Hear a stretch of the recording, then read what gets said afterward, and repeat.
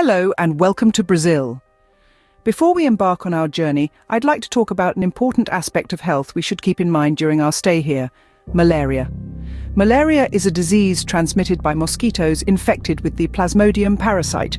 It is common in some tropical and subtropical areas around the world, including Brazil. Malaria symptoms include fever, chills, headache, nausea, and fatigue.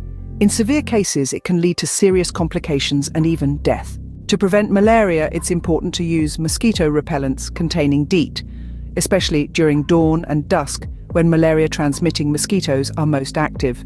Additionally, wearing long-sleeved shirts and long pants can reduce skin exposure to mosquitoes. Sleeping under insecticide-treated mosquito nets at night is also crucial in preventing mosquito bites. In some high-risk areas, the use of anti-malarial drugs as prophylaxis may be recommended. It's essential to consult a healthcare professional for specific guidance on the need and type of medication. If possible, it's best to avoid areas known to have high malaria rates. By taking simple preventive measures such as using mosquito repellent, wearing protective clothing, and sleeping under mosquito nets, you can significantly reduce the risk of contracting malaria during your stay in Brazil.